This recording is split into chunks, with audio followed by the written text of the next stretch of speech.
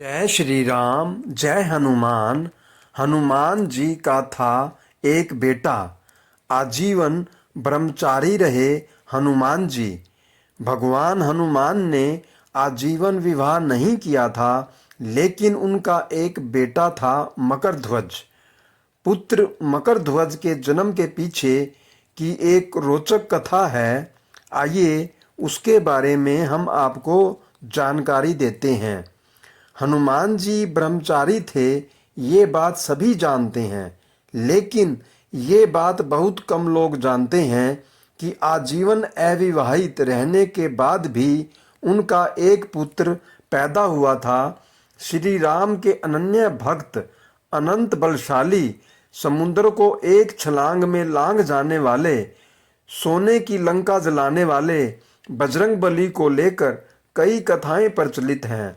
हालांकि उनके पुत्र के जन्म की कथा कम ही लोग जानते हैं। आइए जानते हैं हनुमान जी के पुत्र का जन्म कैसे हुआ।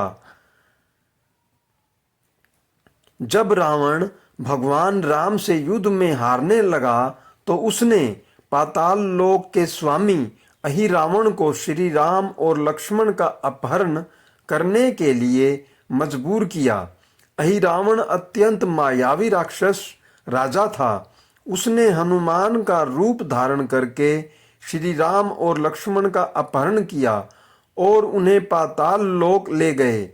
जब इस बात का पता चला तो विभीषण ने हनुमान जी को सारी कथा वृतांत में बताई तो भगवान राम के शिविर में हाहाकार मच गया और उनकी खोज होने लगी।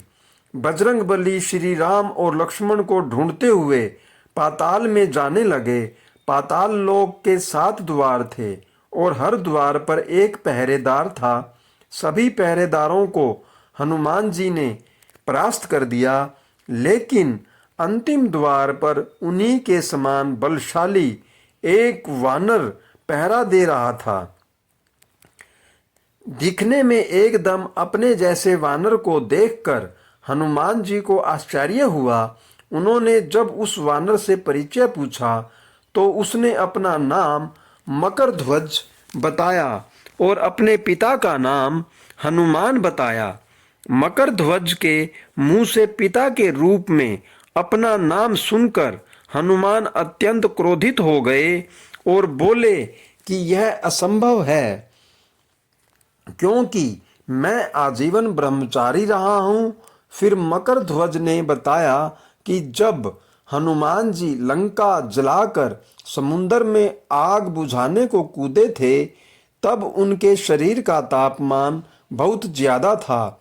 जब वह सागर के ऊपर थे, तब उनके शरीर के पसीने की एक बूंद सागर में गिर गई थी, जिसे एक मकर ने पी लिया था और उसी पसीने की बूंद से वह गर्भावस्था को प्राप्त हो गई। उसने ही मकरध्वज को जन्म दिया था। वह मकर पूर्व जन्म में कोई अप्सरा थी, लेकिन शाप के कारण मकर बन गई थी। बाद में उसी मकर को अहिरावण के मछुआरों ने पकड़ लिया और मार दिया।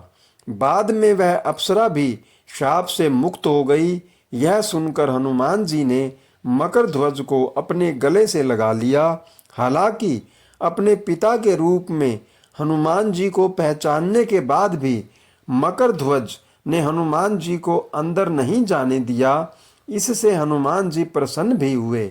बाद में दोनों के बीच जमकर युद्ध हुआ और अंत में हनुमान जी ने अपनी पूंछ से उसे बांधकर दरवाजे से हटा दिया और फिर श्री राम लक्ष्मण को मुक्त कराया। बाद में भगवान श्री राम ने मकरध्वज को ही पाताल का नया राजा घोषित किया। इस लेख में दी गई सूचनाएं सामान्य जानकारी और मान्यताओं पर आधारित है।